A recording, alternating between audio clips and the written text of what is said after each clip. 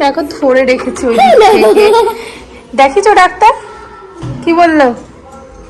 হ্যাঁ তুমি যাওইনি ডাক্তারের কাছে? কি বললো? কি বলেছে? আর দেখে কি কোনো খারাপ কিছু বলেনি তো?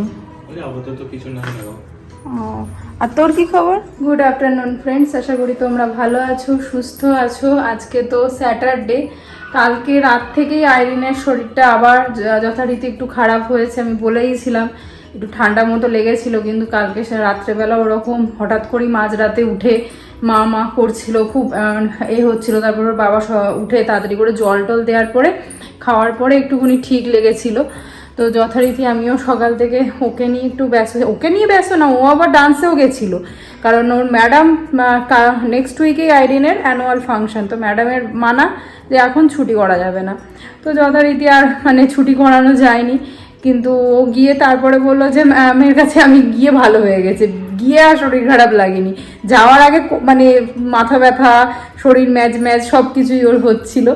তো যাই হোক, মানুষও এই বাজার ওর সাথেই বাজার করে নিয়ে আসলো, কিন্তু আজকে আমার একটু ইচ্ছে করছিল চিকেন খেতে, ভালো করে একটু পাতলা পাতলা চিকেনের ঝোল খেতে।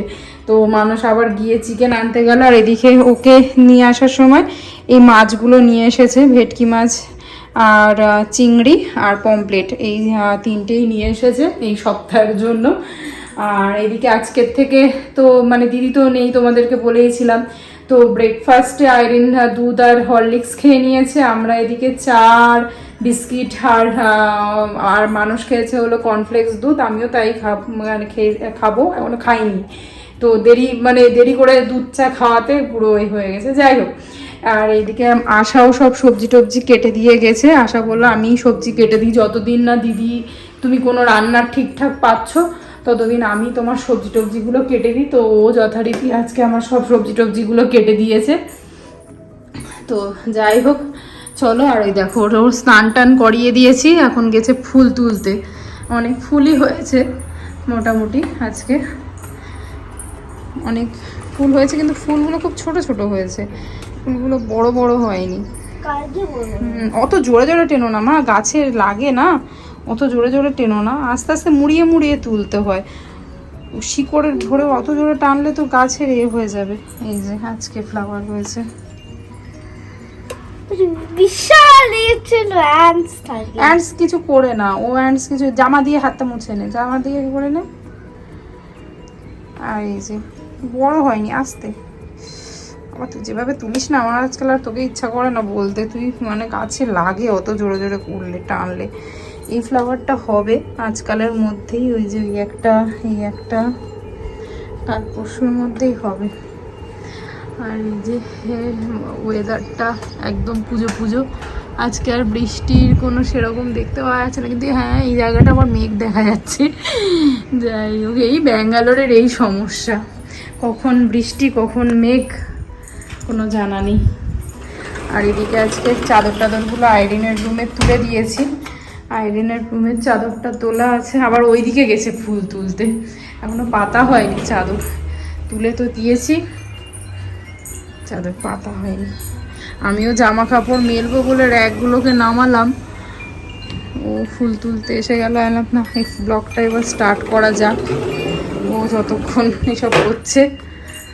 ওকে, টান টান দিয়েই ব্লগটা স্টার্ট করলাম।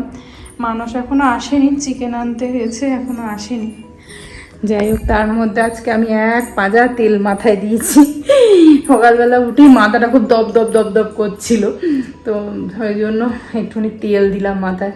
চলো এবার জামা কাপড়গুলো মেলি, এখনও তো মানুষ চিকেন নিয়ে আসেনি, আবার জল না বন্ধ হয়ে যায়। আজকাল আইরিন ফুল দেয়া নিয়ে এমন করে ঠাকুরকে, রাগ ধরে না এত আমার। না তুই করিস এরকম। সাদা ফুল কাকে দিলি তুই?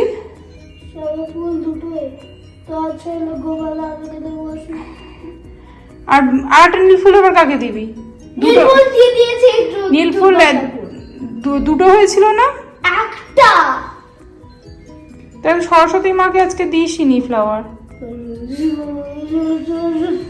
আর নমস্কার কর, বাদ দে, তুলে নে শুকনো শুকনো ফুলগুলো। এক্ষুনি মাছ দিয়ে গেল আবার, তো পমপ্লেট দিয়েছে দুটো, আবার দেখছি মোট মানুষ ওইদিক তখন 4টে এনেছিল, আবার দেখছি 2টো দিয়ে গেছে, আর এদিকে এই ছোট প্রনও দিয়েছে, বা কাতলা মাছও এনেছে, সেটা আমার ধুয়ে তুলে রাখা হয়ে গেছে অলরেডি। তো এই পমপ্লেট দুটো, আর এদিকে মাংস এনেছে মানুষ, এগুলো ধুচ্ছি।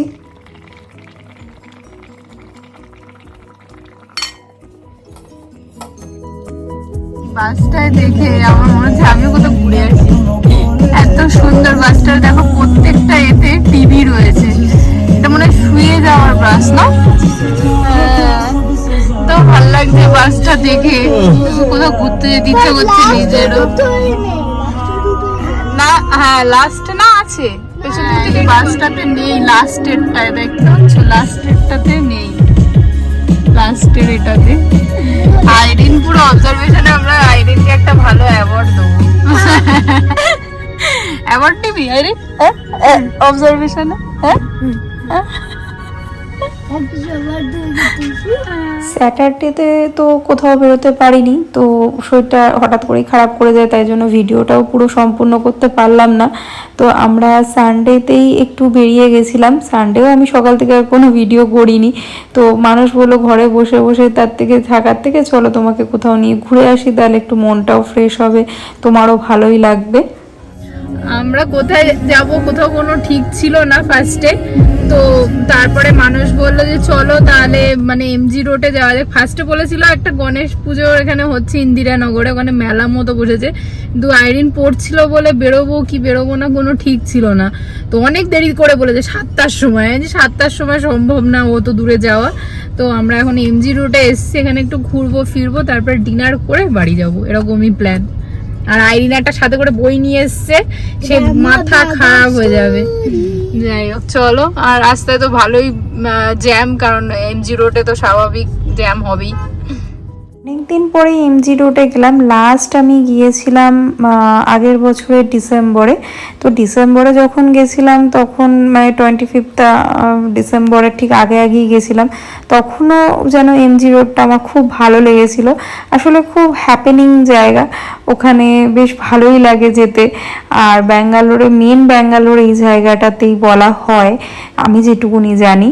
তো যাই হোক আমাদের তো ভালোই লাগে, তোমরাও জানিও যারা ব্যাঙ্গালোর থেকে দেখছো যে তোমাদের কাদের ভালো লাগে ওই জায়গাটা, মানে এমজি রোডটা। আর এমজি রোডে সিরিয়াসলি পার্কিং পাওয়ার যে কি ডিফিকাল্ট, ওই দিন মানে লাকিলি আমরা একদম মেন রোডের কাছেই পার্কিংটা পেয়ে গেছিলাম। তো যাই হোক আমার তো ভালোই লাগে।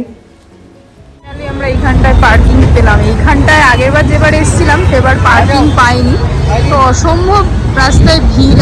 আসলে আজকে ওনাম আছে, তো সকল কেরালাবাসী সাউথের যত মানুষকে আমি ওনামের শুভেচ্ছা জানাচ্ছি। চলো যাওয়া যাক। এমজি রোড গেলে কেন জানি না আমার একদম কলকাতার নিউ মার্কেটের কথা মনে পড়ে। নিউ মার্কেট একদমই পুরো মনে হয় এসে গেছে, কিন্তু হ্যাঁ নিউ মার্কেটের মতো অতটাও বড় নয়, কিন্তু ঠিক আছে, অনেক স্ট্রিট শপিং করা যায়।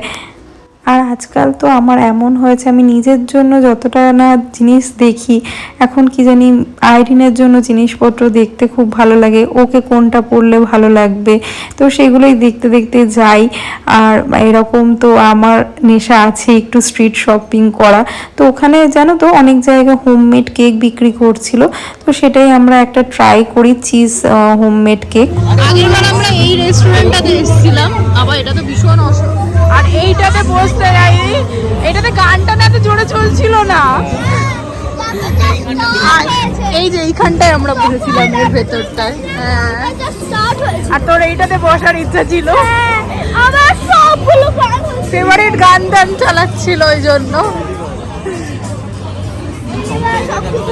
এখানে সব জায়গায় হোমমেড চিজ কেক পাওয়া যাচ্ছে। এটা হোমমেড, হোমমেড না, আমার তো হোমমেডই মনে হচ্ছে।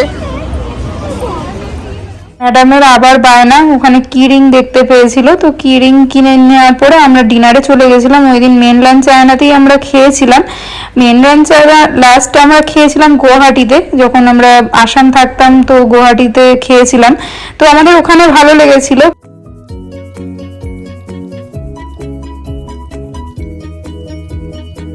চিকেন মাঞ্চা স্যুপ, আইরিন এবার বলছে, আইরিন বদমাইশি করছে, এইটা উপর থেকে দিতে হবে। থালাটা আমার দিয়ে দিল, আমি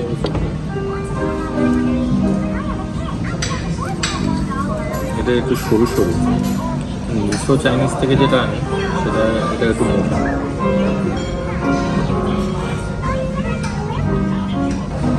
How is it? গুড আরে তুই কি করবি? গুড, ভালো। স্পুন রেসটাও খুব, এটা আমরা নিয়েছি প্যান ফ্রাইড গার্লিক ফিশ, এটা সার্ভ করে দিয়েছে। কেমন? ভালো? গুড। আমার তো এটা এই স্যুপটা খুব ভালো লেগেছে খেতে, একটু হালকা হালকা মিষ্টি মিষ্টি। আইরিনেরও ভালো লেগেছে। চিলি চিকেন, আর এটা আমরা মিক্সড ফ্রাইড রাইস নিয়েছি। এর মধ্যে আর একটা কী ছিল সেটা আমরা বাদ দিলাম, ল্যাম। হ্যাঁ, ল্যামটা বাদ দিয়ে মানে প্রন, এগ আর চিকেন আছে। আর এটা হলো হাক্কা নুডলস, আইরিনের ফেভারিট। আইরিনের নুডলস হলে আইরিনের বেশ ভালোই হয়, তাই না? কিন্তু এই ফিশটা আমার একদম ভালো লাগেনি, এটা মানসের খুব ভালো লেগেছে। এত মিষ্টি ছিল বাবা, আমি এত মিষ্টি খেতে পারি না আজকাল। ক্রিসপিনেস আছে কিন্তু ভেতরটা এত মিষ্টি, ওপরটার কোটিংটা।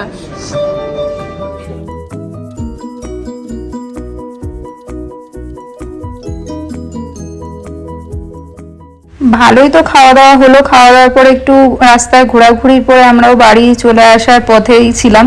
তো রাস্তায় আস্তে আস্তে এই যে এই জনাবের সাথে দেখা, তো উনি আবার আইরিনকে ডেকে ডেকে নিচ্ছিল। যাই হোক, আজকের ব্লগটা এই অবধি রাখছি।